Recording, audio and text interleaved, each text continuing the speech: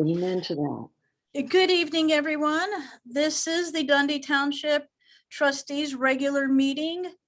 It is currently 7:02. It is Wednesday, March 17th. Happy St. Patrick's Day.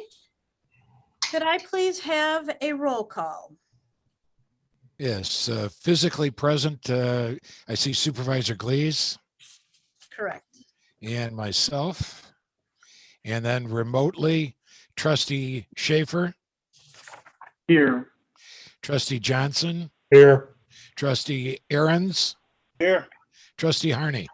Here. I will proceed with the legal notice.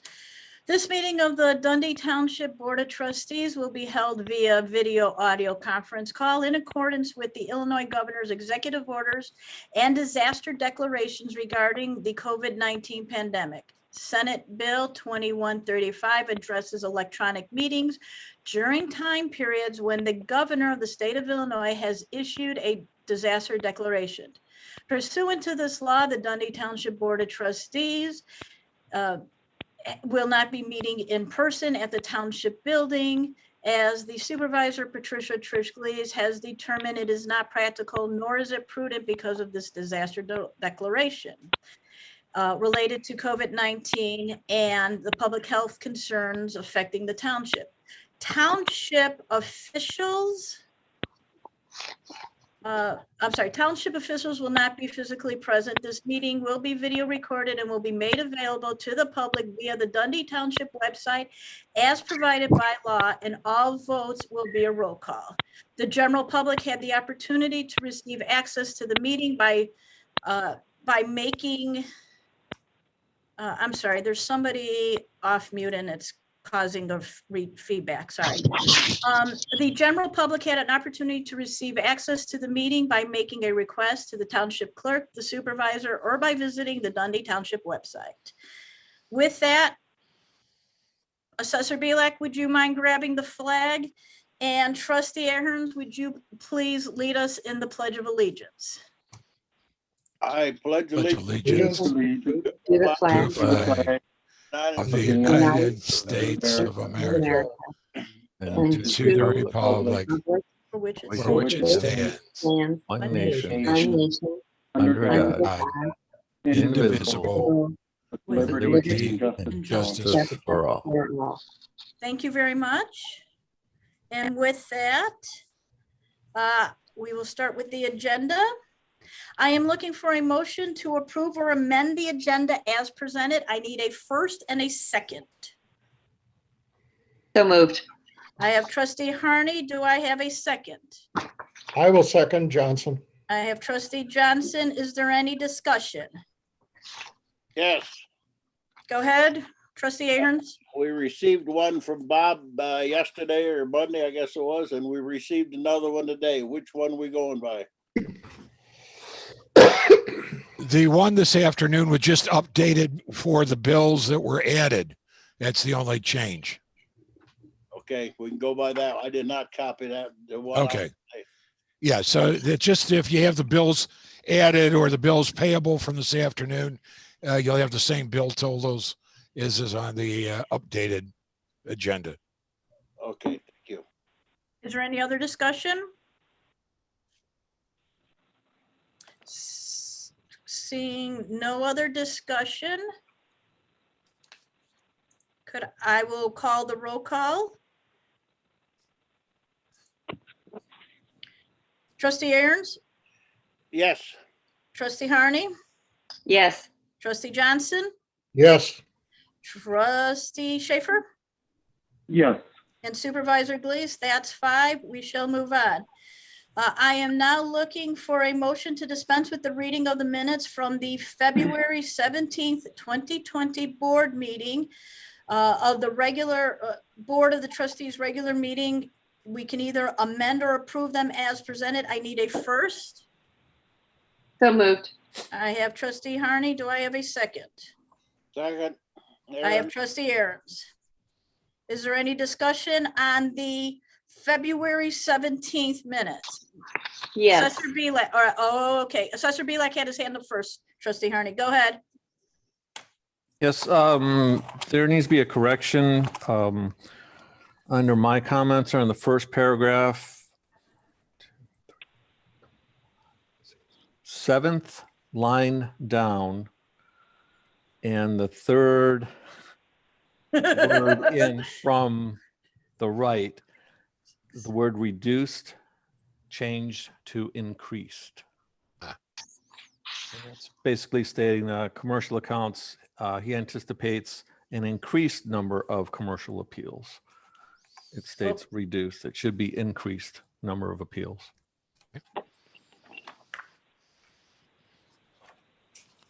Okay, That's it. Trustee Harney. I'm on page 4, the subheading D, and it's about the 4th line down. And it says Trustee Harney commented that when we put money into the next year's budget, we are really deficit spending. I'm pretty sure I said we were really not deficit spending. It's a rollover thing. So we're not pulling money out of reserves. We're just rolling over from, what was unspent from the previous budget. Okay.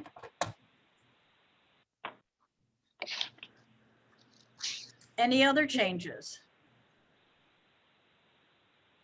I just had a question, and I know that at one point Trustee Harney, I believe this was the meeting that said that the highway commissioner, we had him on tape regarding a bill or something and a commitment to pay cost. I don't know if it was this meeting or the other meeting, but I've been assured by the supervisor and the attorney that they do not have any documented tape for us to listen to, and I just want to verify that there is no tape out there in possession of the township or any of the elected officials. That is correct. Yeah, but that doesn't go in the minutes. That's another topic for a little bit later for the meeting. The minutes aren't affected by that. We're just approving the minutes, right? Well, but you made that comment during that minute, so that was not documented in this discussion at all. So we could either tag it on or we can have the discussion later, but I just want to verify that there is no case out there with the highway commissioner committing to pay for those things, which was part of that meeting. Okay, that needs to be done, Ken, but the minutes are to record what actually happened. And so your comment is not, this isn't the right place for what you're doing, and it does need to be dealt with later, but that's not what happened, and the minutes record what happened and what was said. What was that statement made during this meeting? I don't believe it was during that meet. We'd have to go back to January, but I've looked through the entire minutes for this one and I do not see any reference to that. Yeah, I didn't see a I reference mean, in here. we can rewatch, Mr. Block and I can rewatch the video. But I Okay. do not see that being in this one. Yeah, if the statement was made during that meeting, I would like that included in the minutes. Got it? That should not be, because it didn't happen. It can be dealt with later. The minutes record what actually happened, not refuting what was happening or anything like that. The minutes record what happened, and then later we deal with correcting things, but not in these minutes. Trustee Harney, Trustee Schaffer thinks that the conversation happened during that board meeting and it's not being reflected in the meetings, in the minutes. It doesn't matter, Trish, or so Madam Supervisor, it doesn't matter. The point I'm trying to make is the minutes record what happened. I don't think that statement was in here, but even if it were, we don't correct it in the minutes. We correct it later in the meeting in another place. The minutes record what happened, not later corrections. Later corrections are for later. And I don't disagree, but I don't remember that this being the meeting, Trustee Schaffer. No, I don't think it was. We'll have to go back through the tapes. Right. And but it if can be was- dealt with later. If I'm it sorry. happened during this meeting, I would like that included in the minutes. I would not, and I won't, yeah. Jeez Louise, what a Okay. goofy thing to fight over.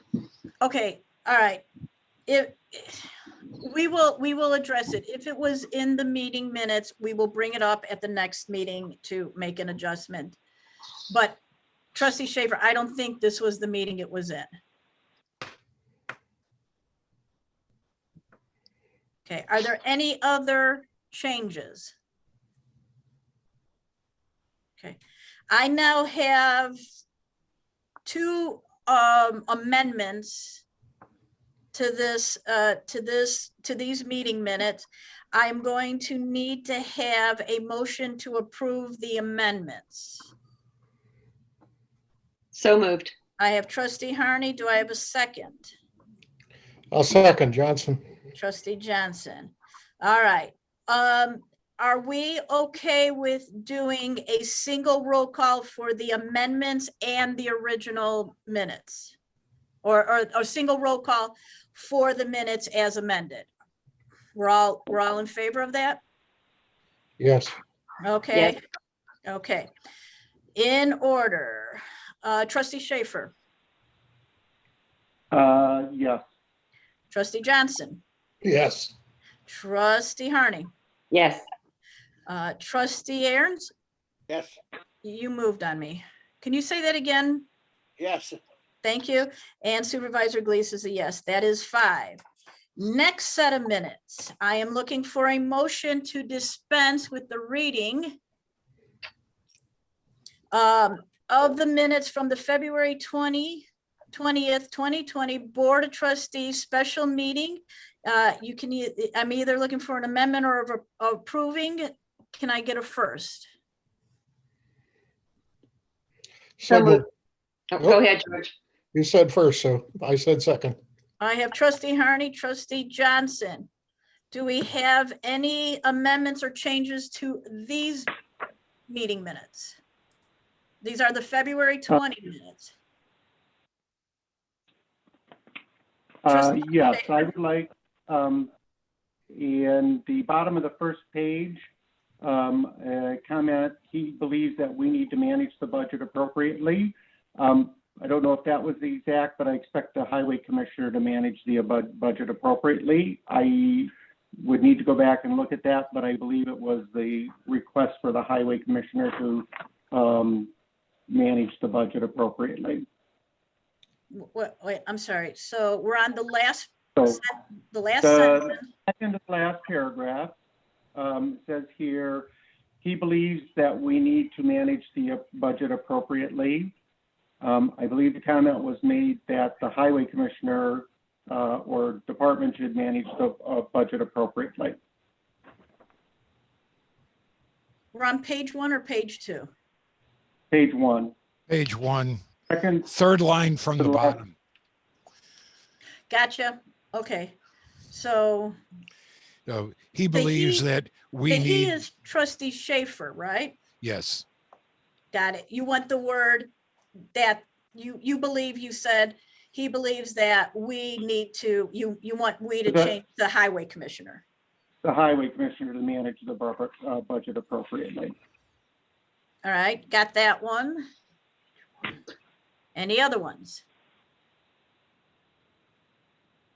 Okay, seeing no more.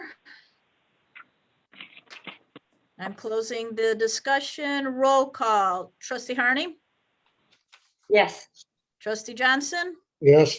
Trustee Aherns, Yes, Trustee Schaefer, Yes. and Supervisor Glees is a yes. That is 5. The next one is I'm looking for a motion to dispense with the reading of the minutes from the March 3rd, 2020 Board of Trustees special meeting. I'm looking for an approval or amendment. I need a first and a second motion. So moved. I have Trustee Harney. Do I have a second? second. I have Trustee Aherns. Thank you. Is there any discussion on these minutes? Couple of questions. There was a statement made at the beginning of the meeting by the supervisor, and I don't see that reflected in these minutes. And I would like that statement. It looked like it was a written presentation, but I'd like it attached to the minutes. Okay.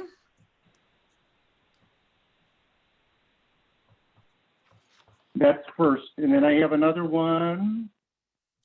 And we're looking at page 4. And just the second to the last paragraph, the public hearing on the proposed budget instead of the proposed budget Oh, is just a error. yeah, it's a typo. Typo. Yeah, one to on. Got it? Correct. Are there any others?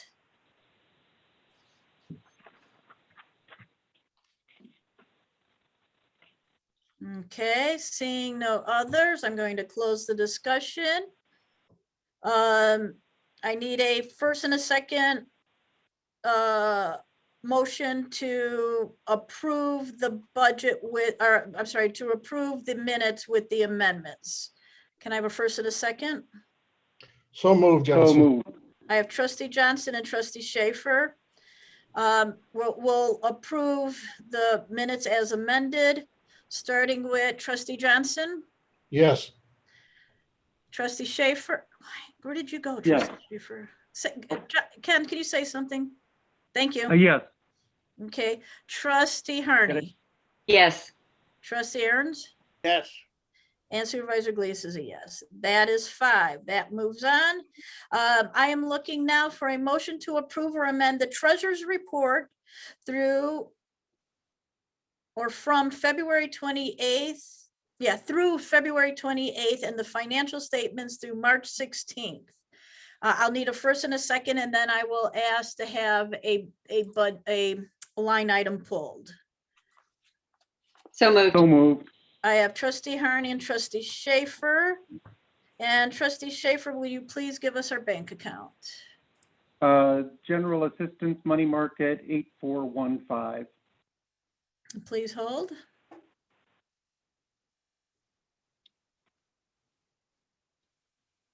$415, 33,736.66. Do you concur? I concur. Thank you. Are there any questions? All right, seeing no discussion. Trustee Schaffer, Yes. trustee Johnson, Yes. trustee Harney, Yes. trustee Aherns, Yes. Supervisor Glees is a yes. That's 5. Moving on. Trish, just one moment. Yep. And I don't know how this should be relatively simple, but it would be great if we could have a summary total at the bottom as far as the total bank accounts, just as far as our running total goes from month to month, for all of the bank accounts that we have, from the bank account and the accounting accounts. It'd be nice to see a total at the bottom to see if our money is going up or down. Well, you mean other than the bank account sheet that we just pulled? Well, the bank reconciliation report has a whole bunch of accounts listed there. Right. It'd be nice to know what the entire amount is down at the bottom. I Just got the you. sum You of want to the- know what's, okay, total accounts. Yeah. Got it. Okay. We can do that. Not trying to create extra work. Oh, that's okay. We got it. Okay, then let's start with reports.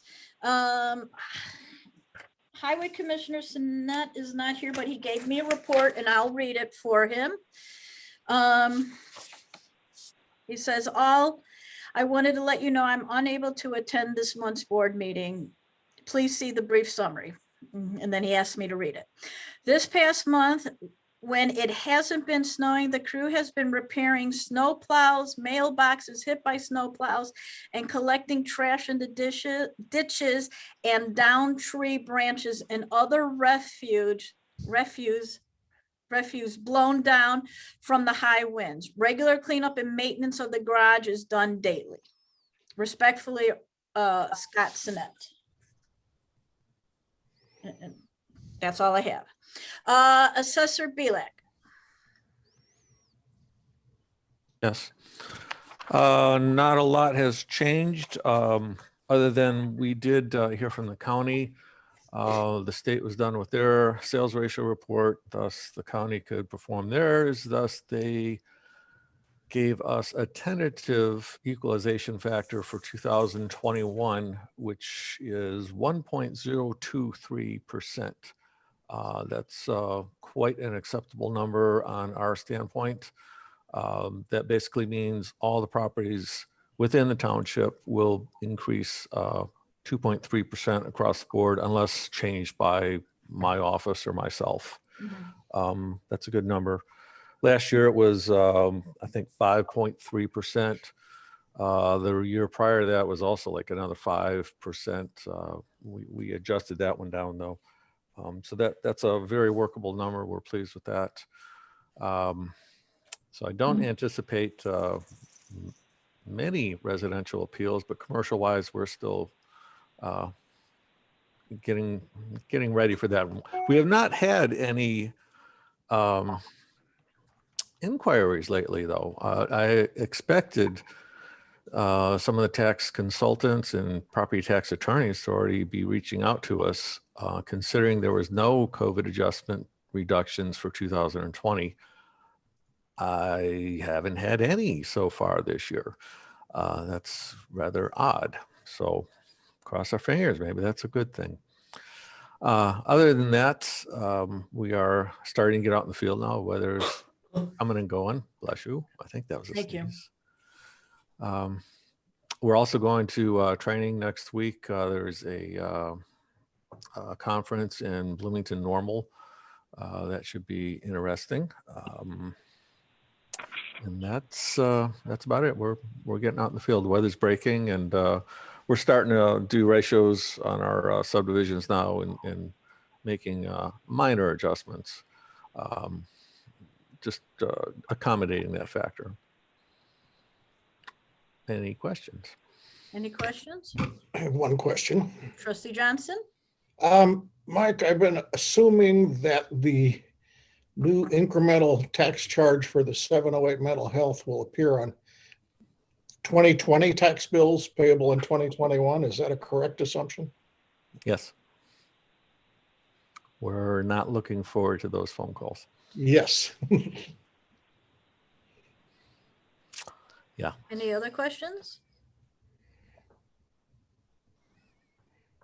Okay, seeing no other questions. Thank you very much. Thank you. Mr. Cales, would you please unmute yourself, and would you like to give us a King County Board report?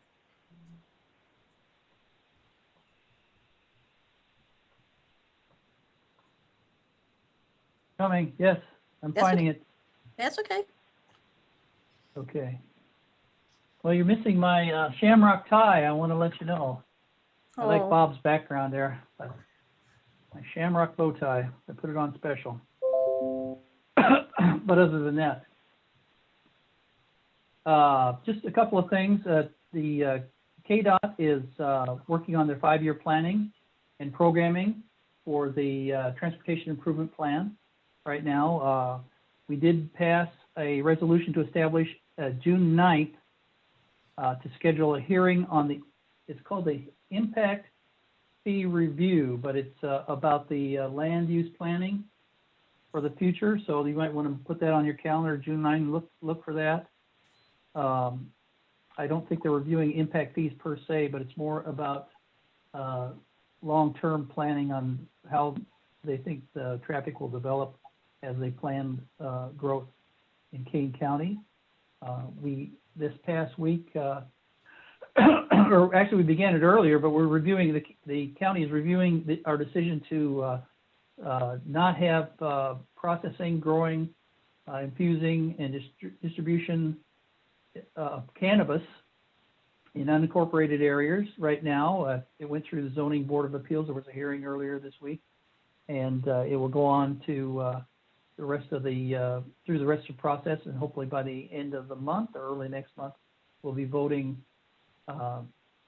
to probably, I'm guessing, to rescind what it looks like, or rescind the plan to not have it, and that would allow for growing and, well, the 5 different processes from growing all the way through selling. But the plan would be to not have any compete with the villages on selling cannabis.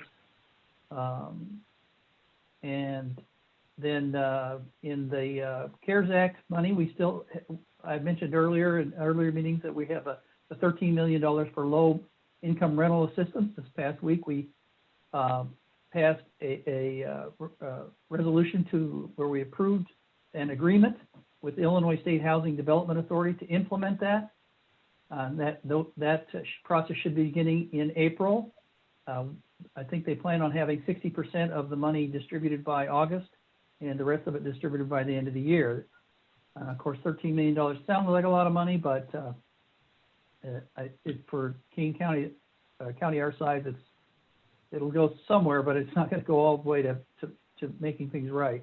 I think it's mainly designed for mom and pop kind of rentals with a maximum of about $20,000 on any given unit. That would be not an apartment complex, but actually the apartment itself. We're just finishing up the last of the money for businesses with the CAC money. We do expect from the new federal funding to get $50 million this year for the county and another $50 million for next year. The details are in flux. We do have, and in the hot news, the permanent vaccination site in Batavia is now, should be up and running by this weekend or early next week. I think they're going to be accepting appointments if they're not already. The locations in northern Kane have not, despite what made it to the newspaper, have not been abandoned. We're looking to supplement that. It's an incredibly difficult process working with the state and the National Guard to get a site, so that's why it ended up in Batavia. But we're still looking at pop-up sites in northern Kane County, as well as hopefully at least a semi-permanent site to do vaccination. And that would be my report this evening, unless you have questions. Thank you. Does anybody have any questions for Kane County Board Member Kyles? Trustee Johnson, go ahead. Caught my eye today, Chris, that the County Transportation Department is floating a proposal for a 4-cent gasoline tax increase. And it was attributed to the fact that more people are buying electric cars that use less gas.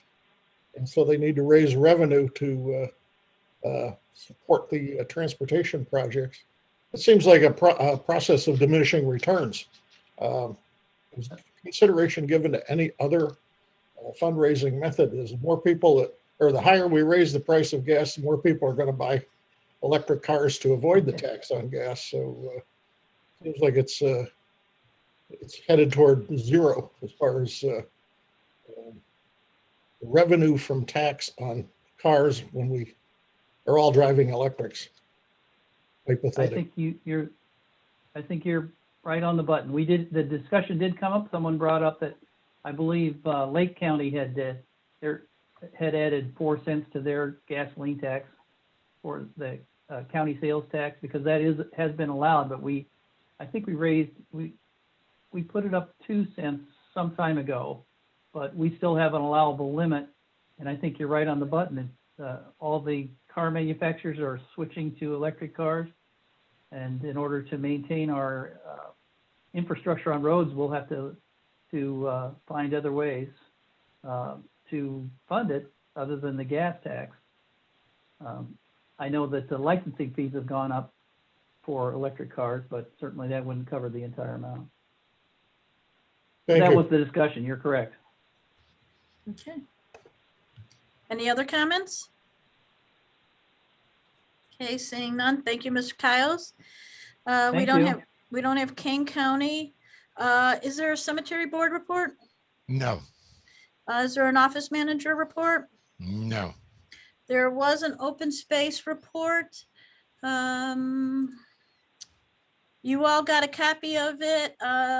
We did start doing our prescribed burns. We burned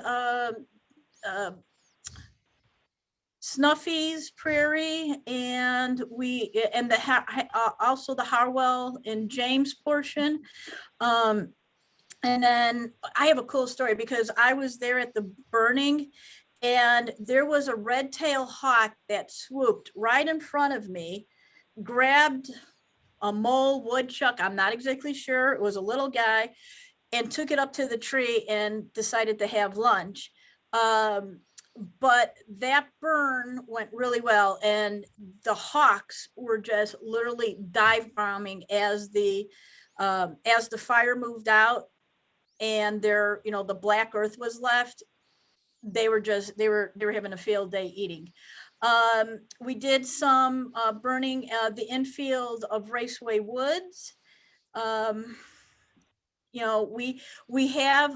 are putting up the burn signs about 3 or 4 days ahead of time. Our burn boss, Andy, is providing me with crucial reports. We are Facebooking about it so that our neighbors know when a prescribed burn is happening. We continue to inventory and separate seed. Today's workday, which was over at Raceway, they were laying down new seed where we had just done that infield burning. And that's pretty much it for Kirby's report. Yeah, as I said, you guys all have a copy of it. If there's any questions that I can answer, if you have any questions, I can do that. Not a question, but they were really nice pictures of the burn. Oh, thank you. Yeah, they took some great pictures. Yeah, and you'll see Kirby. Oh, go ahead, George. This could go in your report as well, but it appears that there's several neighbor conflict incidents that are starting to Yep. heat up. Yep, it's gonna be in my report. We need to discuss those and address them. Okay. Yep, it's in my report. And Kirby provided so that when people ask why we prescribe burn, he listed out about 7 reasons why we do it. Everything from reducing hazardous fields, which is the fuels, the dry kindling, minimizes the spread of pests, insects, and disease, removes unwanted species, provides foliage for game, improves habitat, recycles nutrients back to the soil, and promotes the growth of trees, wildfires, flowers, and other plants. So that's his. And on to mine. George, I'm going to hold the last part about the neighbors. I'll get to that in a minute. So the first one is on March 1st, I was notified by our tenant at Salamander Springs that they were receiving low water pressure. We sent out 2 companies to take a look at it. The first company wouldn't even touch it. The second company did replace it. It was the galvanized steel line that goes from the house to the well pit, or the well pit to the house. Sprung a major leak. The pipe was replaced with plastic piping on 3/5. The cost was $2,500. I have opened a insurance claim with Torma. I'm waiting on a resolution. Note, if you're burying a pipeline or water pipe, the frost line is 27 inches. It was a discussion Trustee Johnson and I had. I think that's incorrect, Trish. I think it's 48 inches. I think so too. Yep. County told me 27. I really would question that. If you But- go to But any, you have to bury it 4 feet, yeah. the frost depth in Illinois is 48 inches. So county told me 27, so we're somewhere in there. But it has been fixed. Water pressure's back. Our tenant and his family are happy. On March 11th, the 708 board passed a proclamation for Gambling Awareness Month, which is in March. We'll be seeing that proclamation in new business. With the opening of Kane County's max vaccination site in Batavia, we up here in the north have no access to get to it, or our residents don't.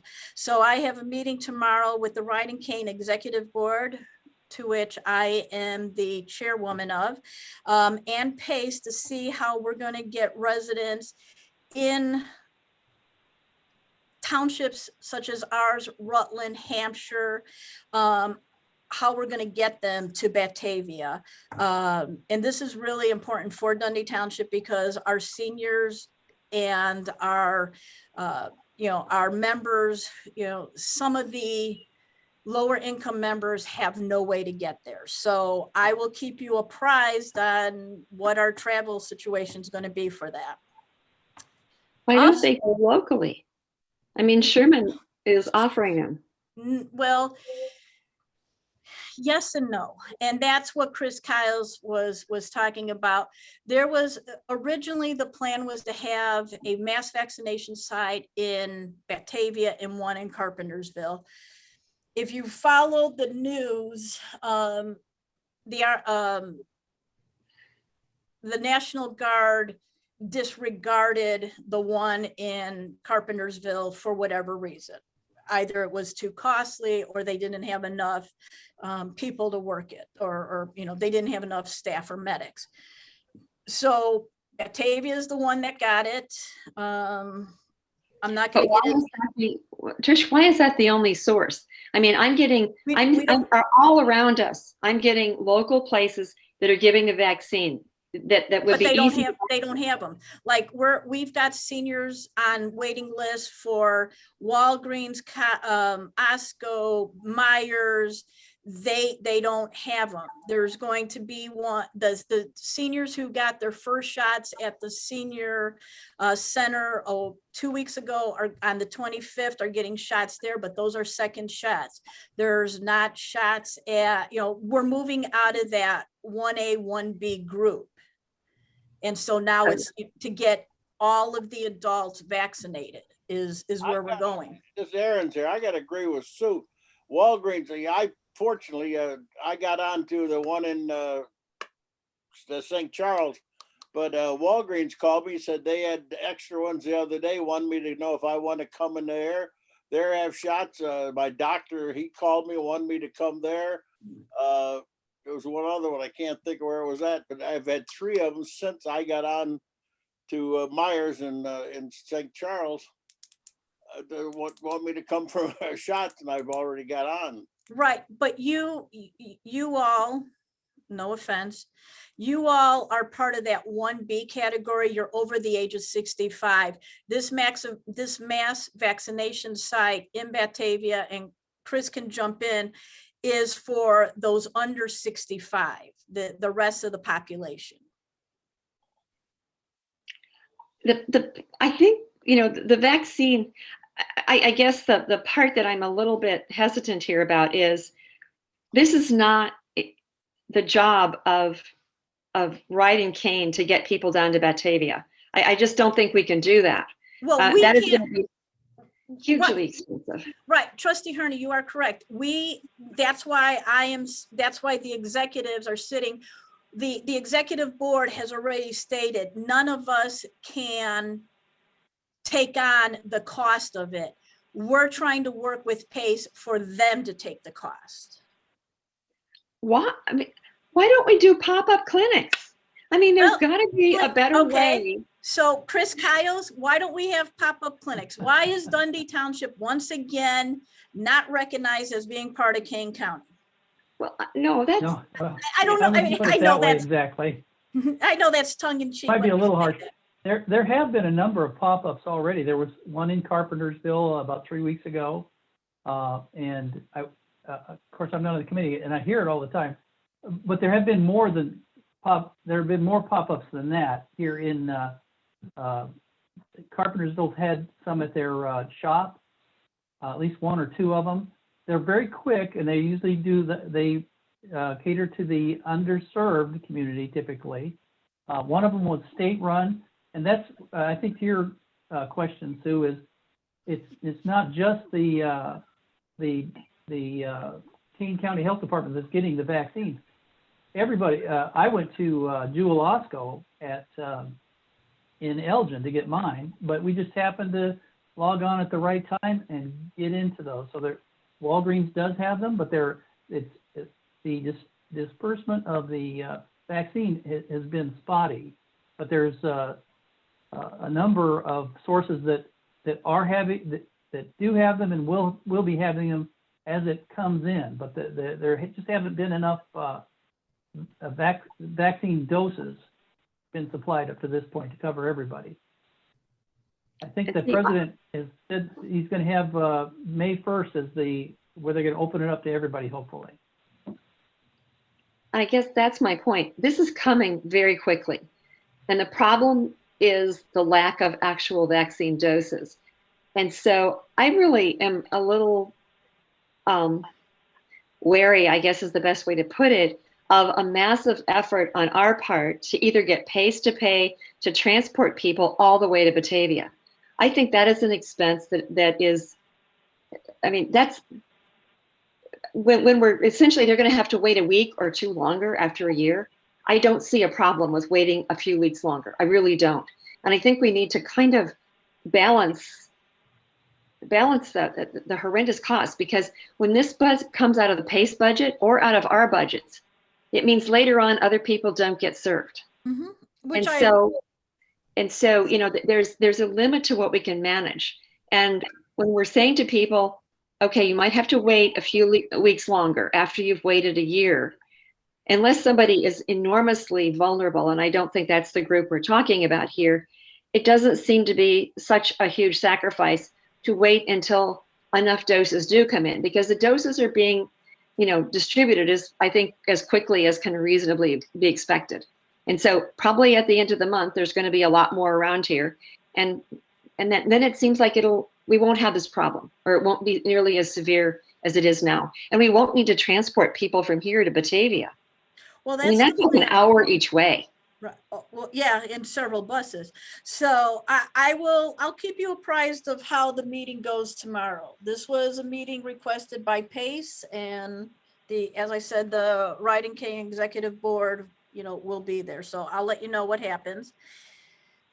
Moving on, March 11th, 2020, Senator Castro, State Senator Castro dropped me an email congratulating Dundee Township on receiving $15,000 from Governor Pritzker's $250 million grant for local transportation projects through Illinois Build. These monies can be used to improve walking trails or bike trails to enhance the quality of life in the township.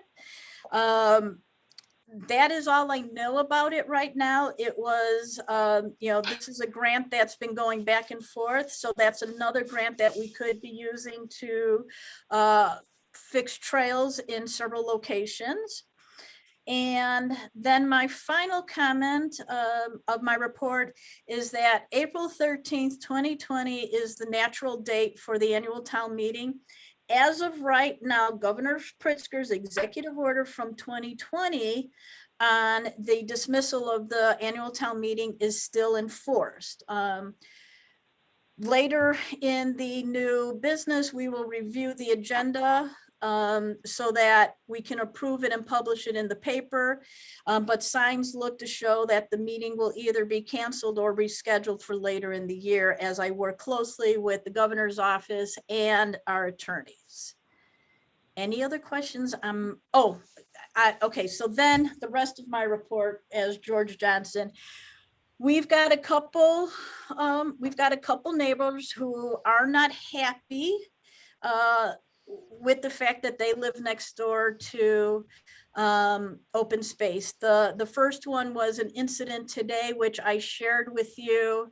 The voicemail that I received, the voicemail was concerning enough that I did contact Algonquin police. They went out to speak with the gentleman. I have a police report. After the Algonquin police going out to talk to them, you know, they assured me he did not have firearms or any kind of weapons, and that he is just angry because it's Notting Hill is a cul-de-sac. And through the pandemic, a lot of hikers, a lot of people are using it, and he does not like it. The police officer assured me that the gentleman is sorry that he flew off the handle and that he threatened our volunteers, to which we have not had any volunteers there in the last 3 weeks. So he was, but our volunteers have reported to me that, he swears at them, he yells at them, etc. And they don't interact with him. They just, walk away. I have reminded everybody that if they feel threatened, that is an immediate call to 911. I will work with the police and figure it, work with them, however, they're not engaging with him. It's a one-sided yelling fest at the Notting Hill, which is the second resident. I'm not exactly sure. The expectations or what he expects the township to do, we don't do. We do not have a police force. I don't know how I can stress this enough. Our police force is Kane County. Kane County Sheriff has told us on several occasions that we have 3 SWAT cars, assigned to the township. They are here. If you call 911, they may not be the first one to respond. It'll be whoever's the closest local responder, but they will be there. And I've looked, I had to FOIA the Kane County Sheriff to ensure that there's been no police reports made. There's been no 911 dispatches. I don't know how to make this particular resident happy short of stopping all activity. He is claiming, and which is very offensive to me, he is claiming that our staff go and park there for hours on end and do nothing. They sit in their cars, they sleep in their trucks, etc. Which any of you who work with our staff, our stewards, that's not true.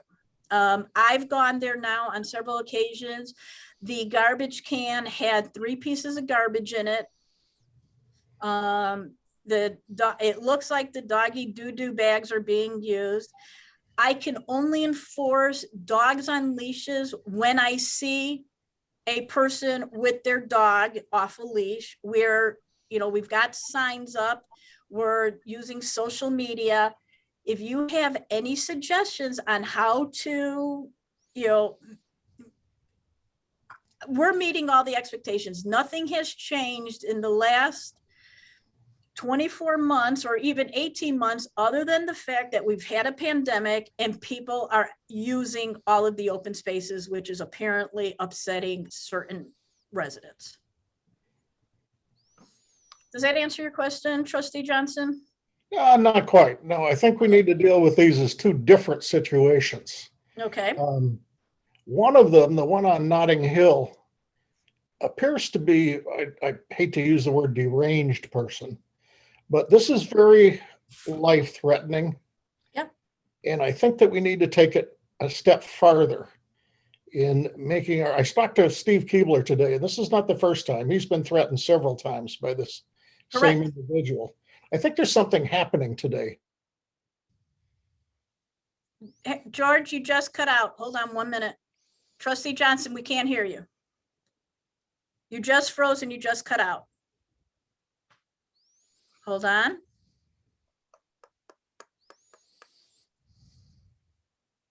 Trustee Johnson has frozen.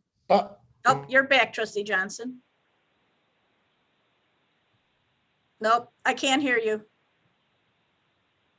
Trish, if he cuts out the video and just uses his voice, will that help things? Okay, Trustee Johnson, I'm going to try to cut your video out and see if that helps you. Oh, wait, you're back. Say something. Yeah, I'm back again. So okay, let's consider taking this a step further and talk to our attorneys about what possible cease and desist order of protection tools could be implemented in a case like this where obviously the individual has threatened to blow our heads off. That is Quote, correct. unquote. This is not a safe situation. I believe also that he's confusing the volunteers with the public. That is correct. This makes it even worse because the public will be visiting that site every day with their dogs, with their cars. And we do not want to have an unsafe situation. Right, this house where this individual lives is the adjacent house to our entrance on Notting Hill. Correct. Something needs to be done in the way of direct action in that case. And I would talk to our attorneys and see what, the police want to dismiss this and get on with business as fast as they possibly can. That's understandable. They don't want to spend any more time than they need to, which is probably ringing the doorbell, being assured that there's no firearms without checking and leaving, and then it's over. I would try to push it a little further with the Algonquin police because this is not the first time, not the second time, not the third time. It's an ongoing situation. Right, and that is what I told them, but I will reach out to our lawyers tomorrow and I'll see, is there a cease and desist or is there something, an order of protection, I guess, is what I'm akinning this to. I'll get back to you guys on that. I mean, we can keep our volunteers out of there. There's other ways to access that area. Right. But the public is what I'm concerned about. That's what I'm Well, worried the about. neighbors. And the neighbors, yeah. Yeah. Second situation, I think there's some steps we should take there Can we too. stay here just for a second? Sure. Go ahead. I don't mean to interrupt, George, but before we move on to the second one, can I add something to the first? Sure. Okay, I think we should ask for a mental health evaluation for this person. I think that is, he's clearly, I mean, this is quite frightening, actually, what happened. And it's not, as we've all said, it's the public, it's the neighbors, it's volunteers. I mean, anybody who apparently goes next door to this man's house, he considers to be a threat or an encroachment. And that's clearly not rational. And so perhaps a mental health evaluation would be in order in this particular situation. I don't know if we can request that or not, but I would certainly like to see that tried. That's a good idea. That's something we should check into also. Okay.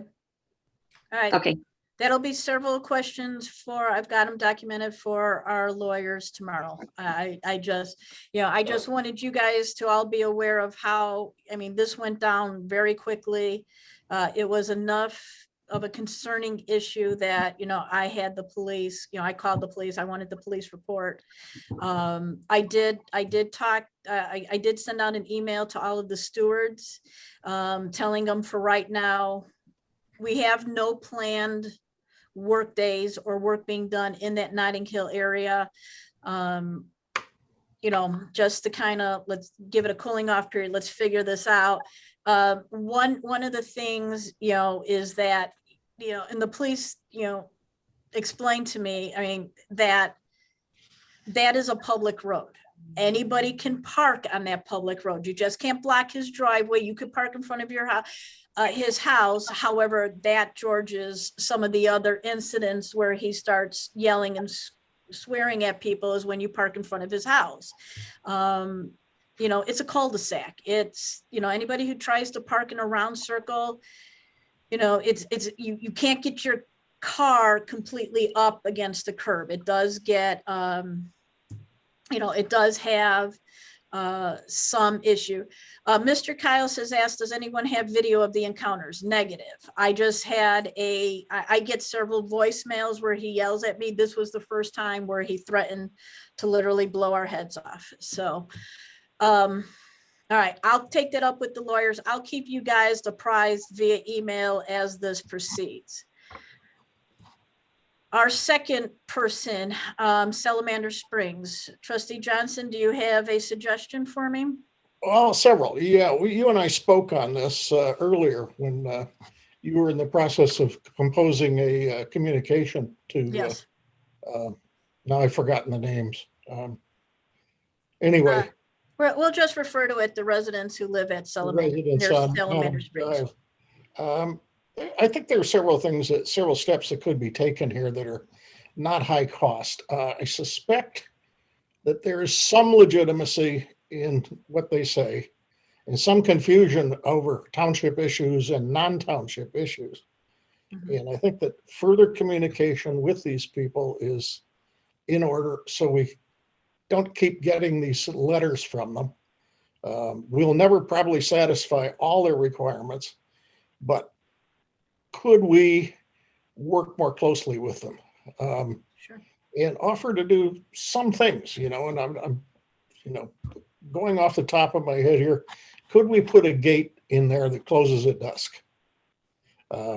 This is an isolated, secluded area. We were all teenagers once. What do teenagers do when they drive around is they look for secluded areas. It's natural. Right. We all did it. So if we had a gate, maybe they would help us. Maybe they would come out of their house and close the gate for us. It doesn't necessarily mean to be a burden on us. Another thing we could do, that they make it sound like the Burning Man Festival every night there, as I mentioned to you in my Mhm. memo to you. And a trail cam would establish just how much of this, as they call it, nonsense is going on at night there. So we've It'd be good already, to have some documentation of how many cars are there at night, how many beer bottles are being thrown out the car windows, and how much the dogs are defecating in the parking lot. How many people have dogs off the leash? At least we'll have some documentation to look at instead of just these hearsay allegations kinds of things. so if I can interrupt you, Trustee Sure, I'm Johnson? done. I'm done. Go Okay. ahead. We've had a trail cam up for 4 weeks. We've had, other than the staff, the workday employees, there were volunteers there on Saturday. Other than catching the several deer, by the way, which, Salamander is one of the CWD places. We've seen the tenant's family, and then just one other car that was there after hours. It was there for about 15 minutes. As you know, with trail cams, you can't get, they're not clear definition type things. But we're not seeing day or night a whole lot of activity, which makes me think they're coming in, if they're teenagers coming in, they're coming in from the Glen Eagle subdivision, and they're walking in. That, so. What if they're, excuse me, I don't mean to interrupt, but if they're walking in, would they be a disturbance to these neighbors? I think the fact that they are there is just a disturbance. I am not, I have had our foreman check the camera. The camera is still there. As I said, we've seen, a lot of deer. We've only seen one car parked there after hours. Now, a car parked there between dawn and dusk, it's public lands. Of course we're going to have people. We didn't catch, I don't see anybody with their dogs walking them off leash. Is that happening? Yes, it's happening. It's just a matter of, I don't have an enforcement to it. Well, what we need to do really is get a sense of how much of this is actual and how much of it is, I hate to use the word exaggeration because that's sort of offensive to the neighbors in question here, but it seems like there might be a little bit of hyperbole in some of this. Okay. But I don't want to dismiss them either. I don't think Right. we can dismiss them. Well, We'll what take a would you, dismissive attitude toward what they're saying until we see what's going on there. Neighbors sometimes don't like to have public property next to their homes. It's different. okay. Can we take some further steps to kind of ameliorate the problems? When I wrote a memo to you, I said, I like the way people in the software helplines approach these kinds of situations because they they don't dismiss the problem right away. They say, we're sorry to hear that you have a problem and we're going to do what we can to make it better. Now, let's talk about that first. One, what are we going to do? Number two, what do we do? To kind of let people know that you're on their side. Right.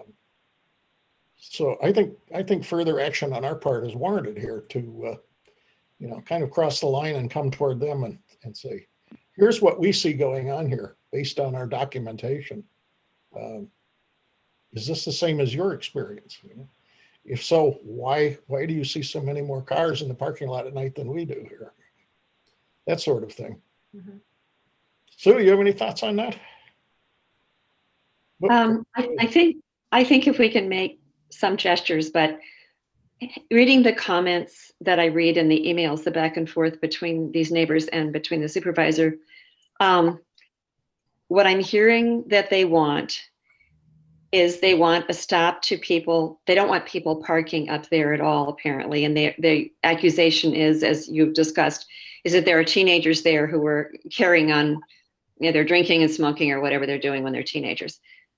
We have documentation now that that's not happening. And the other thing they want is they want an enforcement of leash laws and picking up pet waste.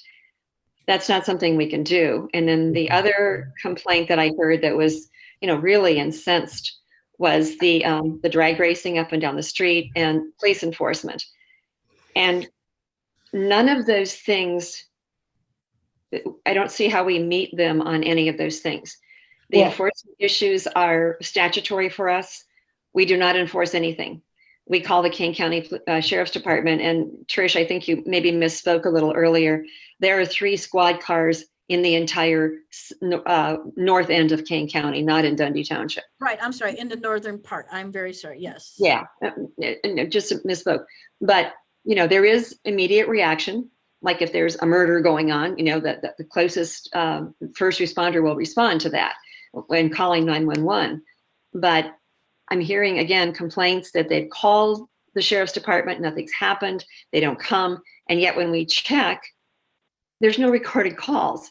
And I know that can happen. So, that I know when nothing happens, the police come out and nothing happens. I don't think they file a report. So that could be what's going on here. But it's hard to see where we're going to meet them. And I too thought of a gate at the entrance. We would have to make sure that that our tenant and his family would have an opener so they can come and go as they please, obviously. But the gate would be closed at night, and I guess we could look at that as as something. But I don't think we're going to be able to satisfy them with their main complaints, which is they want enforcement that we can't provide. They want us to stop kids from coming there, except there's no recorded thing of kids going there. And quite frankly, whether they come in cars or whether they come through from Glen Eagle, which I find highly, highly unlikely. That is quite a trek from Glen Eagle. And most teenagers, I think, would not go to that much trouble, or at least, and be visible. So I just think it's unlikely that they're there. Now, I did, in talking to another resident over there who was walking her dogs, actually, at the time that I spoke with her, it was Saturday morning when I was there for the workday. She said that they have had a situation in their backyard where somebody fired a gun. And she thought it was IDNR hunting for the deer. And I said, absolutely not. I said, that is extremely dangerous. And I encouraged her to call 911 if that happened.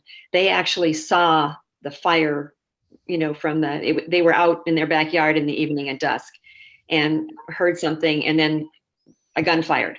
And so they didn't call the police. I'm sorry that they didn't, but I said, you have to call for that because that's really dangerous. But I said, no, IDNR would never do anything like that. I said, there are people like you and me. They don't want to kill somebody and go to jail for the rest of their lives.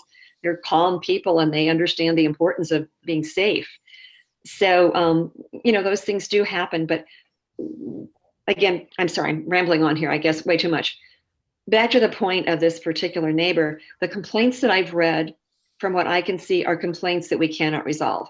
Again, the dogs, the speeding, and the enforcement. They would like to change the parking lot. I'm absolutely opposed to that. because we need the turnaround at the bottom for winter for plowing and everything. One of their suggestions was that we make people park over at the Binney Woods Forest Preserve, which is, a quarter mile away or something on that order. And that's unacceptable. It's, again, working there as volunteers. Many of our volunteers are like me, older people, and, asking us to schlep an extra 5,000 feet or whatever it is unacceptable. I mean, there's gear that we carry and everything like that. So no, that's a great place to park. It's out of the way. It doesn't bother anybody. When we park there as volunteers, we park during the daytime. So I don't see how we're going to meet the needs that I have read in the emails, with the exception of perhaps the gate. And I don't want to dismiss it either, George. I agree with you. I don't like having this ill will between the neighbors. Well, further communication to me is obviously needed. And maybe the process of separating kind of the wheat from the chaff. First of all, there are issues that are non-Dundee Township issues. Drag racing on the street has nothing to do with Dundee Township. That's a police issue, period. You can cross that one off the list. We have a mutual understanding that one's not on the list anymore. Dog walkers, there's nothing we can do about them. We have no police force in the township that's going to be patrolling the woods. Okay. Parking, it's a public property. People are going to park there and access it. You have to kind of suck it up and learn to live with that. If the rule is the site is closed at dusk, we can figure out ways to put a camera up there and capture license plates at night if there's people that are abusing that. It's a coming together on certain parts of this issue rather than, you're all right and I'm all wrong, or I'm all right and you're wrong. It shouldn't be that way. Part of their complaint is invalid. Part of it may be partly valid. Part of it is they just don't like living next to public property, and there's nothing they can do about that except move. But we ought to take this another step. We spent too much time on this already, but I agree. We do that. I will continue a line of dialogue and let me, I'll keep you apprised of what's happening. Trustee Harney apparently had a successful interface with these individuals at some point recently, I think. And they liked the attention that they got. And they're looking for more, I think. I'm not so sure that I don't know, George. I have. You muted yourself. Sue, you're muted. Okay. I actually have not spoken with him. I had I think a peaceful relationship with him. And then things have become unsettled. And I think probably part of it has to do with there's a lot more traffic and, people traffic, foot traffic on open space because of the pandemic, and people are staying home, and, things seem to be sort of very unsettled. And perhaps the fact that we're near the end of this nightmare for ourselves and for everyone else, that things will get better. And we just need to keep working at this, find out what we can do to make this better, and make it clear that they understand what we can't do. Yeah. And I think that we could support ourselves with some metrics through that trail cam. Mhm. It would be very, very important to say that we get 2 cars a day in that parking lot. Okay. I'll every day I'll go download the camera instead of waiting, 2 or 3 days. I'll get, You could do it once a week. You'd be able to see on a daily basis. right. At night, there were raccoons in the parking lot, and the day there were 2 cars. Yeah. And so, right. And so that's, we've been pulling the data every couple days.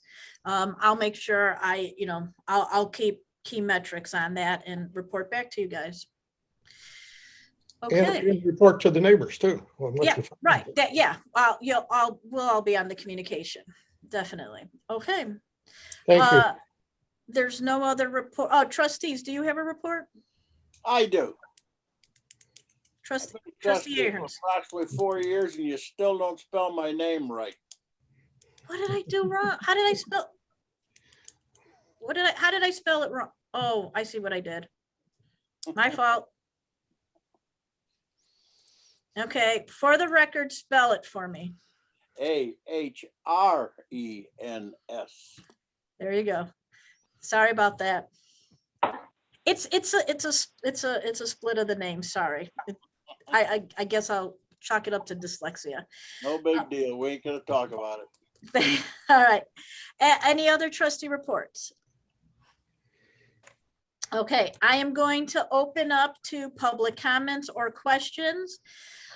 There is a 3-minute limit per person. The supervisor, clerk, assessor, highway commissioner, trustees may not respond to your questions during the public comment period. They will, if they do not respond, they will follow up with comments at their discretion. As I open up to the general public, if I know your name, I will say your name. Otherwise, it will be the last 3 digits of your telephone number. If you do not have a comment, you can say pass. If you do have a comment, I ask that you state your name so that we have it for the record. With that, I am going to, and I will ask you to unmute. The first one is Calabrese. Calabrese, I'm asking you to unmute. Do you have a question or a comment?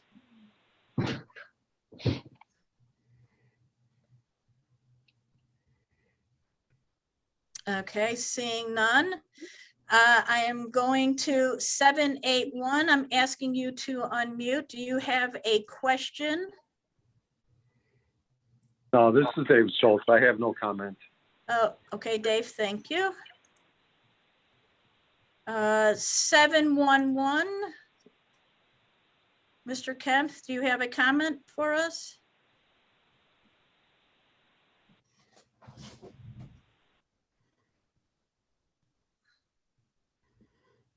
Okay, not seeing any. No comment at this time. Thank you very much. 324. 324, I'm asking you to unmute. Mike Tennis, no comment, pass. Okay, thank you. 056. 056. Yes, this is Erin Thrower, and I do not have any comments. Thank you. Thank you.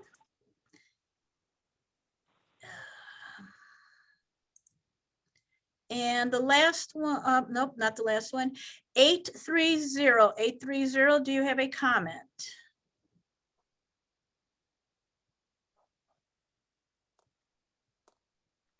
No comment. No comment. Thank you. Thank you. And then Mr. Setz, do you have a comment? Pass. Thank you very much. All right, with that, I've gone through everybody and public comments have ended. Thank you. New business. I sent you all, and we've kind of talked about it in my report. You have the agenda for what is named the 170th and the 171st annual town meeting. All town meetings are held on the 2nd April of the month, which is the 2nd Tuesday in April, which is April 13th. We've always held it at 7:30. This is the agenda would be put into the public hearing or be published. Do you have any questions, comments, changes to the agenda? And as I stated in my supervisor's report, is that there is the potential that it'll be canceled and or rescheduled for a later time. So when we publish everything, will we say that to warn people? We're apparently not. I don't know how it works. Well, we have, this has to go out 15 days before the meeting. So I would assume that we hope the governor's office publishes something by the end of this month, which would still give us right the 15 days. 15-day window. Okay. But can we include that on our agenda if we're going to publish it? I mean, there's no guarantee this meeting will occur regardless, or if we publish, it will happen. Well, I think, Ken, Trustee Schaffer, I think you're right. I think we could maybe add a line at the end saying that, this meeting is subject to Governor Pritzker's executive orders, and could be canceled. It's not like we're going to cancel it the day before. Last year, we got noticed the week of March 26th that the annual town meetings were exempt from being held. I'm assuming the same thing's going to happen this year. Or he's going to say you can reschedule it for a later time. And then maybe we can figure out, if we do it in the summer, an outdoor venue like the parking lot. Something like that. And I would put that just right underneath your agenda title, just so Okay. that people know that it's a pending. It would be beneficial for people to know rather than a footnote, which they might avoid. Okay, I'll put it right after the, Bob will add it right between the date and the address, or I'm sorry, right after the address, Bob, saying that this meeting is subject to change. Sure. Good Okay. idea. Okay, good idea. We'll put that in there. Is there anything that you want changed from the agenda? It's, okay. Here's one thing, before we continue, can I get a first and a second? Move to approve the agenda. So moved. I have Trustee Harney and I have Trustee Schaffer. Okay, now let's continue with the discussion. Trustee Johnson, did you have a comment? You're on mute. You're on mute. Wait. Trustee Johnson, you're on mute. You muted yourself somehow.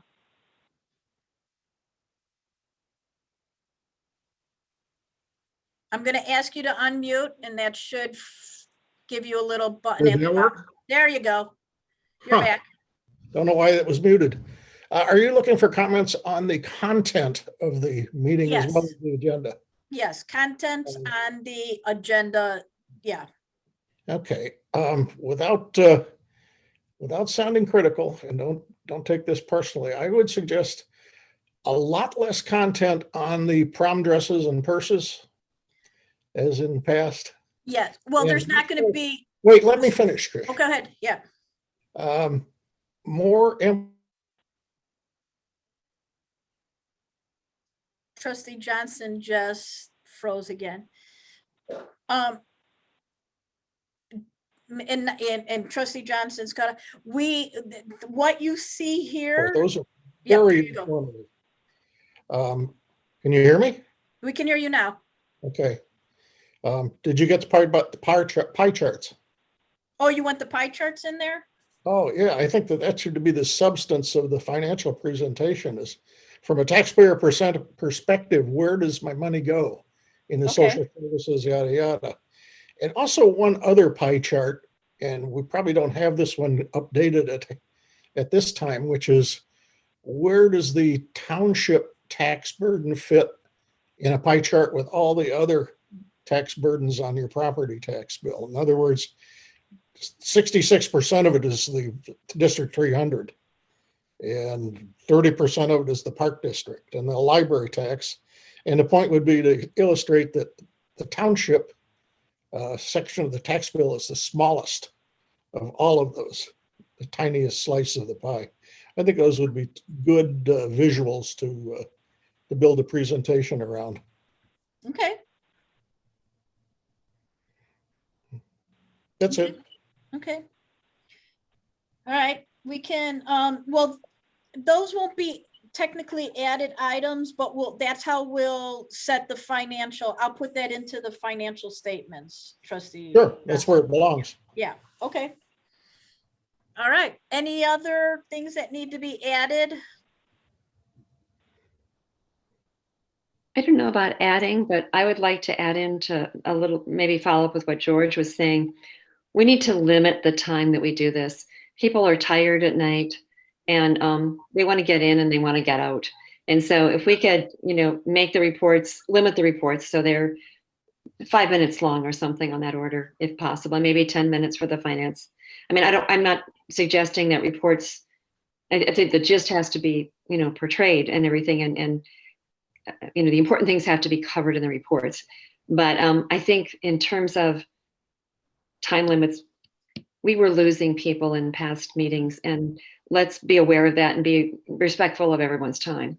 Yeah, and depending upon how the meeting is held, is going to determine, generally the elected official reports are the highway commissioner, the assessor, and the supervisor. Like I said, depending upon how, if we're doing it outdoors, no one has seemed to figured out how to do it electronically per se. We're not going to be able to do the normal presentation. I think we're going to be limited to getting those financial reports out, approving the last meeting minutes, and then, in essentially, very brief, here's what's happening kind of thing. I can't imagine, the financial reports always go a little bit longer, but from the elected officials, the highway commissioner, the assessor, and the supervisor, we could streamline that to, 30 minutes, 3 minutes a piece, and get it done and be out of there in a reasonable time. Just as long, not even 5 minutes. It just, but certainly no longer than 7 or 8 minutes. Everything should be covered for each individual in that time period. Yeah, like I said, the biggest one is going to be the financial statements. Yeah. And Trustee Johnson, having the pie charts, that might be an easier way to digest the financial reports, the financial statements. Best way to deliver a lot of information visually. That's what I'm thinking. Trustee Schaffer, I thought I heard you say something. Yes, I was just going to say, can we send out the financials with like 48 hours and post it on our website so that people have the information that's going to be presented at the meeting, so that they can actually review it beforehand and have information at hand? Mm-hmm. And that will streamline questions rather than presenting them a lot of information that they may not be able to digest in that 5 or 10 minute time period. Yeah, definitely with the pie charts, I'm sure we can add that.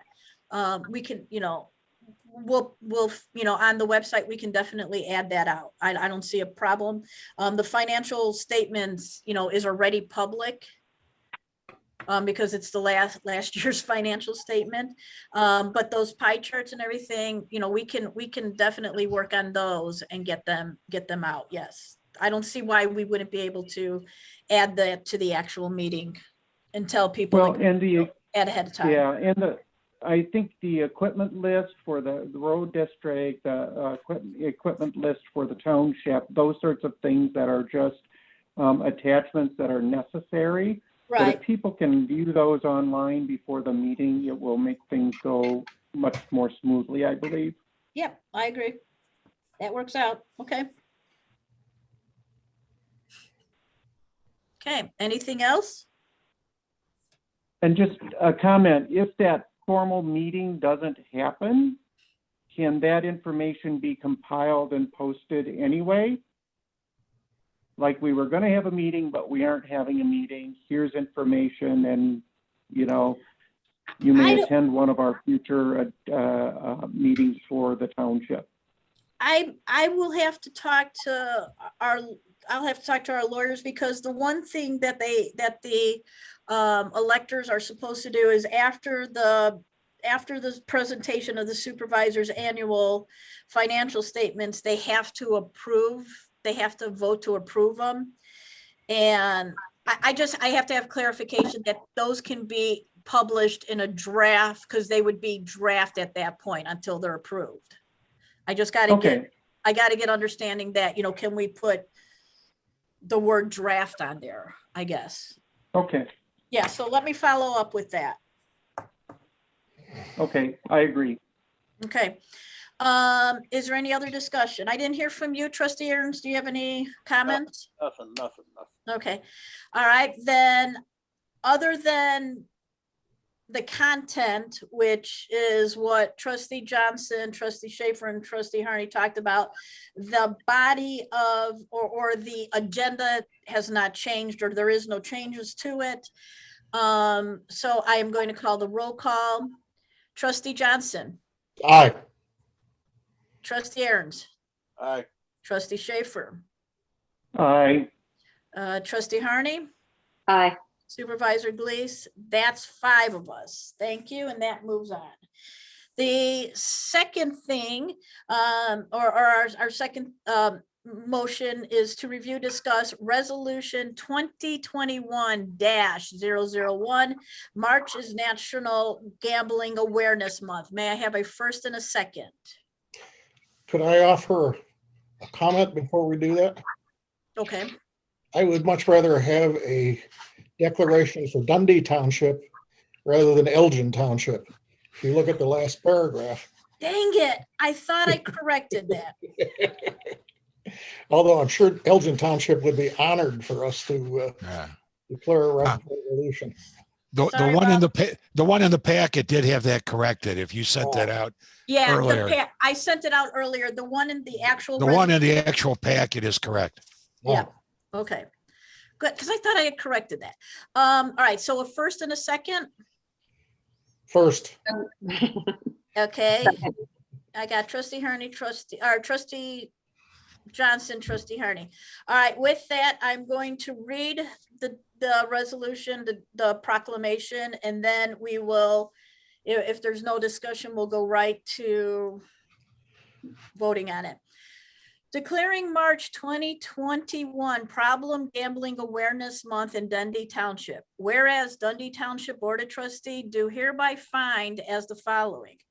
Whereas the National Council on Problem Gambling has designed March 2020 as Problem Gambling Awareness Month. Whereas problem gambling is a public health issue affecting millions of Americans and having a significant social and economic cost for individuals, family, businesses, and communities. Whereas 2 million adults in the United States are estimated to meet criteria for severe gambling problems in a given year, and another 4 to 6 million would be considered to have mild or moderate gambling problems. Whereas problem gambling is treatable, and the treatment is effective in minimizing harm to both individuals and to society as a whole. Whereas numerous individuals, professionals, and organizations have dedicated their efforts to educating the public about problem gambling and the availability and effectiveness of treatment. Whereas the National Council of Public Gambling, the Illinois Department of Human Services Association, Associates in Behavioral Care about Behavioral Change, which has an office in West Dundee, and other organizations which treat those with gambling disorders, invite all residents of Dundee Township to participate in Problem Gambling Awareness Month. Now, therefore, be it hereby resolved by the Dundee Township Board of Trustees, Kane County, Illinois, that March 2021 is Problem Gambling Awareness Month in Dundee Township. Dated March 17, 2020, in witness whereof we have hereunto to set our hands and cause the seal of Dundee Township to be affixed hereto. Okay. Any discussion? Okay, seeing no discussion, a roll call. Trustee Aherns. Yes. Trustee Schaefer. Aye. Trustee Harney. Yes. Trustee Johnson. Yes. Supervisor Glees, that is 5. I will affix the seal and my signature to this, and the proclamation will be posted on the website. Thank you all. We Old business, presentation and review of slides on the breakdown of expenses for fiscal year 2021. That's in your packet, everyone. It's pie chart. Total expenditures through March 2021. Are there any, well, I'll let you guys get to that pie chart and then let me know if you have any questions.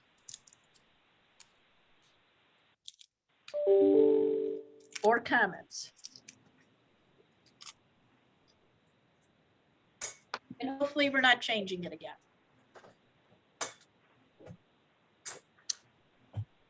Trustee Schaffer, any comments on the total expenditures through March 2020 pie chart? No. Trustee Aherns?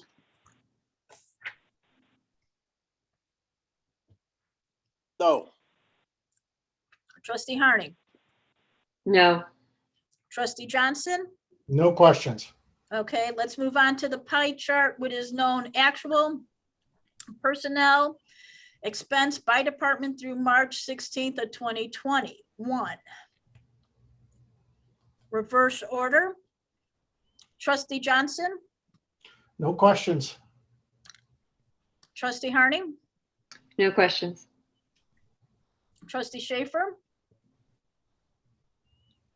Just the component of the elected officials that includes the highway commissioner, the supervisor, part of the highway commissioner, the assessor, and clerk. Is that correct? Correct. And the trustees. Oh, and the trustees, yes. Oh, trustees also. Yep. Yeah. And it's only our portion, our half of the highway commissioner's salary. Okay. No, I don't have any other questions. Okay. All right. We'll move on to review the bills, and I'm looking for a motion. Hang on, because I lost my place. I'm looking for a motion to approve the bills as audited. I need a first and a second. So moved. Trustee I will Harney, second. I have Trustee Johnson. Any discussion? Okay, we did have roughly 7 additional bills that were sent out this afternoon on the bills added report. They are as follows. The first is the Metropolitan Township Association, MTA. They have submitted their fiscal 22 annual dues. That is $1,500. Leith Heating and Cooling replaced the 14 burners in the HVAC units that serve the township office and the assessor's office. That cost was $796.74. We had milk delivered today for the food pantry tomorrow. That was $44.97. We had the Alliance of Illinois Cemeterians, their annual dues for the East Dundee Cemetery's membership, $25. And then we had 3 invoices from Dundee Automotive Supply for the cemetery. The first is for 2 spark plugs for $7.04. The second is an oil filter and 8 quarts of motor oil for $34.22. And finally, 2 quarts of Mobil 1 15W50 motor oil for $10.58. Total added expenditures, $2,418.55.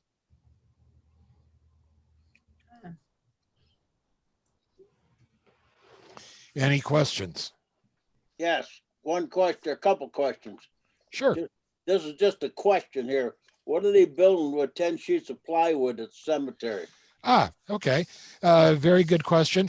When they dig the graves, in order to provide a safe pathway for the mourners to get around the grave, they put sheets of plywood around the opening so nobody has a cave-in problem. Good idea. Thank you. Next question.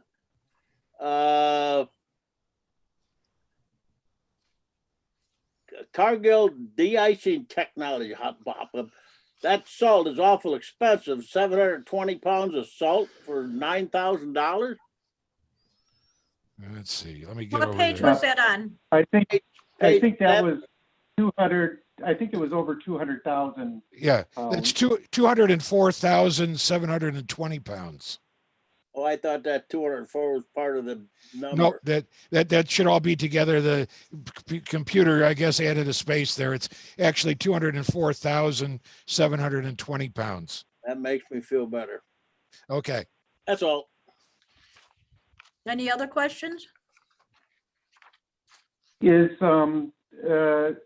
we have not discussed the highway commissioner's request for, is that in this area for discussion, or are we at some point going to have that discussion regarding reimbursement for employee expenses? So it is not in here. We can, it's not part of this month's bills. We can approve the bills and discuss it afterwards if you like. Or we can hold on to paying the bills and discuss it now, but it is not part of this bill cycle. And the reason is? Because there's no agreement. The supervisor, which is me, never agreed to pay the employee who was on administrative leave. It was the highway commissioner who put the employee on administrative leave. He is the only one who could put the person on administrative leave. We agreed to it to ensure that the employee was not threatened or several other things. And as far as the second bill for the investigator, which we, had there not been an issue with the highway commissioner, we would not have had the investigator. Therefore, I still stand by with our attorney that it is not the township's responsibility to pay for that bill. And the township set course back in December and paid the first and approved to pay the first half of the bill out of the highway commissioner's, out of his line item. And so I think we should do it again. I'll open the floor to discussion to tell me otherwise. Trustee Harney? I'm opposed to paying either bill. Trustee Johnson? I don't know how to resolve this. I mean, this could be a stalemate that goes on forever. How do we bring it to conclusion?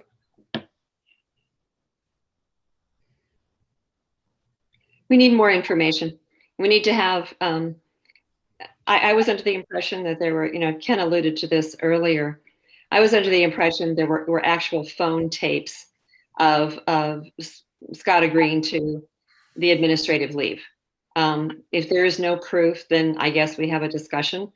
But the investigation, from my perspective, was entirely the result, or having an investigator that we paid that wasn't in-house, was entirely at the discretion of the road district or the road commissioner.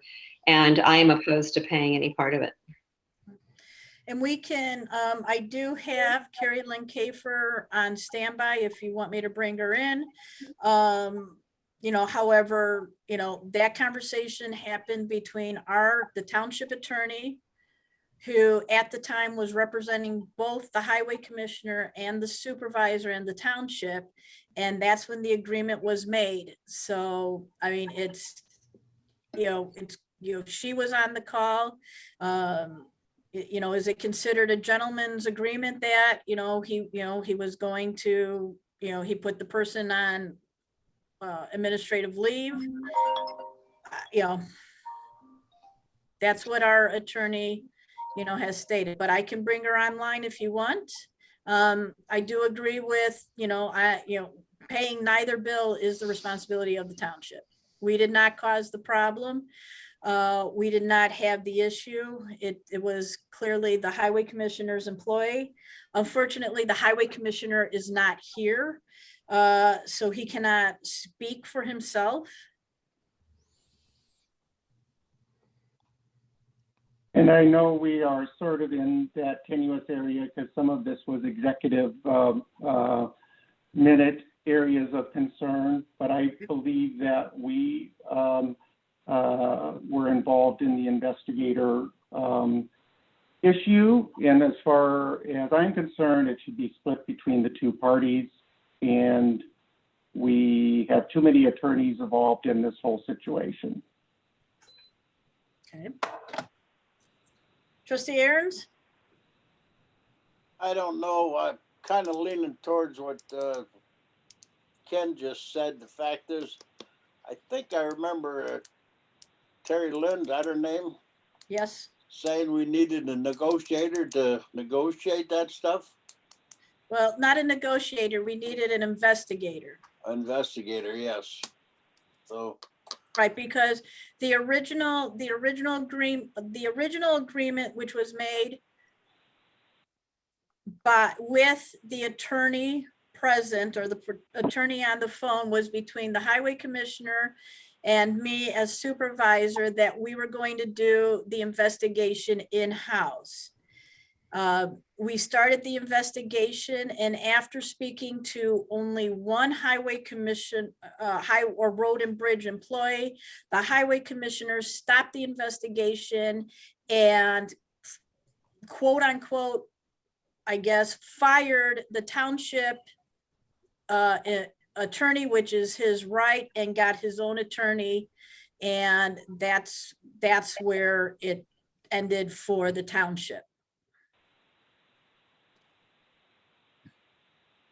And this is Trustee Schaffer. I guess my concern is that the board was not involved in this decision-making process before it happened.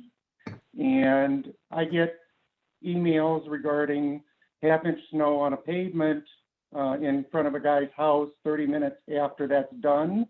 And I was not informed of this matter until, I don't know, I think was weeks or up to a month after this situation happened. And I would have probably never agreed to have our attorney investigate that as part of in-house, as they are supposed to be representing the highway commissioner and the department. And that sort of created a situation where it made it tenuous at best. And I think that we would have alleviated a lot of angst in this whole matter if we would have had an independent investigator start the process and had a discussion at the board level before any of this actually occurred. You as elected officials were notified on March 12th of the incident of 2020.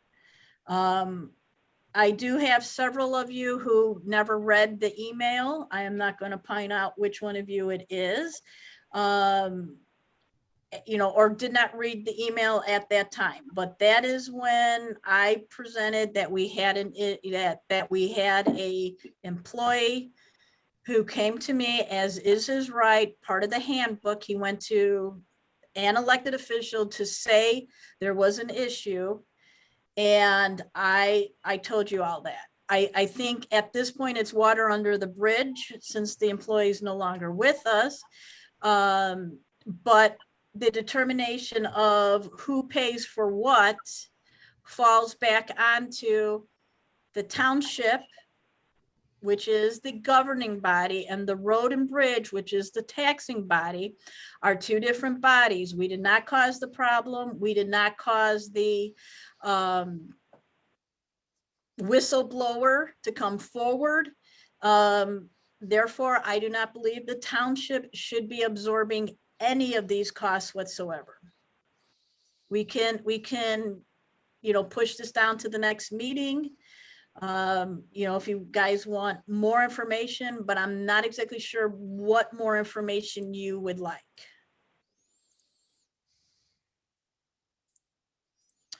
I'll go back around, Trustee Harney, and quite honestly, neither of those bills are in tonight's bills, so there's nothing to approve or not approve, other than if you want to see them in the next month's bills and where you want to see them. I would like to say, you called me first, right, Trish? Yes, I Okay. did, Trustee Harney. Okay. First of all, we should be voting on paying the bills that we have in front of us and then be dealing with it separately. And I would like to suggest that, that we deal with it at the next meeting and that we deal with it as a separate issue. I do not want this as a part of the bills. I want this as a separate issue with each vote separate. Got it. Okay. Do I have well, since it's really not in the bill, so there's nothing to vote on. Does everybody agree with Trustee Harney? We'll discuss it at next meeting and it'll be a separate discussion. And that way, in fairness and transparency, the highway commissioner would be present. Can we agree that we will resolve this completely at the next meeting and get past this issue? It's an ugly and divisive issue, and I would like to be done with it. Well, We're not going to find a solution that pleases everyone.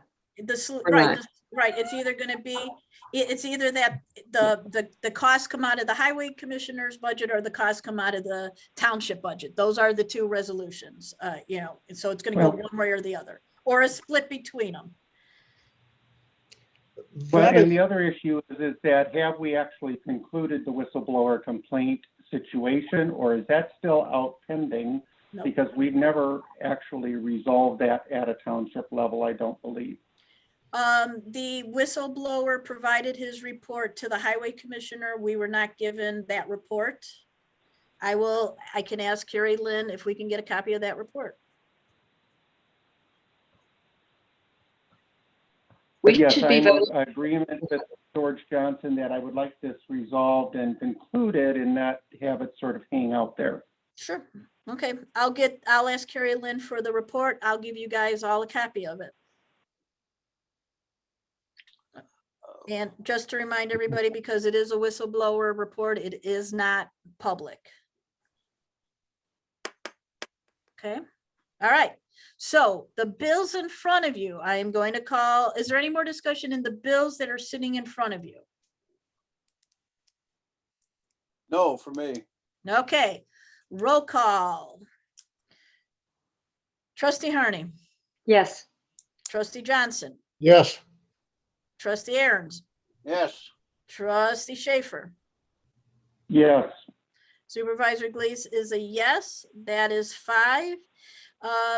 One thing I forgot to mention in my report, and I'm just going to add it in. We are still looking, because Trustee Johnson didn't bring it up, and he usually does. We are still working with about the bridge at Dixie Briggs that got washed out. Due to the span, the gentleman who was originally doing our quote is concerned that it's more than 12 feet. The chasm is more than 12 feet. So he has asked us to get like a mechanical engineer to engineer it, because his design puts concrete footings in the middle of the creek. And I'm pretty sure, and as is our foreman, we're not going to get it past the Illinois State the Nature Preserve Commission. We don't think they're going to allow us to put a pylon right there. A suggestion was metal structure, which greatly increases. The other suggestion that I have provided to our foreman is to look going like 100 yards or 200 yards in either direction to see if the chasm of the creek is less of a span, and to see if that works. So I will keep you apprised of how the Dixie Briggs Bridge is coming. Thank you. Okay, and Trustee Johnson, you usually ask me, so that's your fault. Aaron's here. How big a span is that? It's 44 feet. 44 feet. Mm-hmm. Why don't you buy a 55-foot trailer, semi-flatbed trailer, and pour down some concrete footings on both ends and set it on the footings? Wait, say that one more time to me. By a 55-foot semi-trailer, flatbed. And pour a footing on each side and then set it down on that footing. Or you're gonna have to get a hydro crane in there for $450 an hour, but or I think $450 for half a day, something like that. But anyhow, in the long run, it'll last forever. And then what do you put on top of it for the surface? Or is it a flat surface to begin A with? flatbed truck. We already have a service on it. What does it look like? It sounds awful. I'm That sorry, was but it gonna does. be, thank you, Sorry, Richard. Trustee Harney, because that was the next one. I don't know. Well, let me work with, let me work with the guys, let me work with the state commission, let me see what they come up with. I mean, Quick question, Trist. I Yeah. didn't, how long was the old bridge that washed out? it was, the bridge that washed out was just about 36 to 38, and it was in several sections. And if you think of the bridge and turn it over, it had like wood bracing between the 6-foot sections. Understand. And I do not know, because it was a bridge I never used because it wobbled. I don't know how it stayed, because it wasn't really a suspension bridge. So I don't know how it stayed up without falling down. Well, that's the problem. We'll have to solve it. Yeah. So I'll keep you apprised. Hopefully by next month, I'll have a better idea of what's happening and/or what the cost is going to be. With that, I am looking. Just a question on the audit and approved bill cycle. There were a couple of issues that came up over the last couple of months as far as questions on the bills, but I went back and looked for the last several years. Anytime trustees question a bill, that generally is not mentioned in our audit and approved bill cycle. So my concern was that even though we're questioning bills, it doesn't look like we're questioning bills as far as trustees or the board in general. And the one that comes to mind is the TG Consultants from, a couple months ago. I didn't see that listed in the minutes, but for future reference, can we add any of the question bills into that cycle? Because right now it doesn't look like we're questioning any bills, and we're just blanket approving all of the bills that are going through and coming through the cycle. Remember, as supervisor, I don't do the minutes. It is the clerk or the deputy clerk. Deputy clerk, will we be able to do that? Yeah, I'll sit and listen through the tape again to get all of the questions, because I wasn't writing them down, but I can do that. Okay. Deputy clerk says that it can be done. Okay. With that, I am looking for a motion to adjourn. Before we adjourn, on your report coming up about this whistleblower stuff, I'd like to know who signed his timesheets all the time that he wasn't working with the township or the highway department. I can answer that. No one did, because he didn't provide timesheets. Because he was on administrative leave. Okay, thank you. Okay. You know what? One more thing before we adjourn. Somebody has a birthday tomorrow. So happy birthday, Trustee Harney. Yeah. I will not make everybody sing, but happy birthday. Thank you. Happy birthday, Sue. Happy Thank you. birthday. Happy birthday. Thank you. Thank you. With that, I'm looking for a motion to adjourn. Go ahead, Sue, it's your birthday. So moved. Do I have a second? Second. Trustee Aherns. With that, it'll be unless you want to discuss it, this will be the final roll call of the night. Trustee Johnson. Yes. Trustee Schaffer. Yes. Trustee Aherns. Yes. And Trustee Harney. Yes. Supervisor Glees is a yes. With that, the meeting is adjourned. It is 8:56. Everyone, please have a safe time. Have a safe night. Be safe. Wear your mask. Social distance. And I will see some of you sooner than later. Bye, everyone. Good night. Yeah. Everyone, take care. Good night.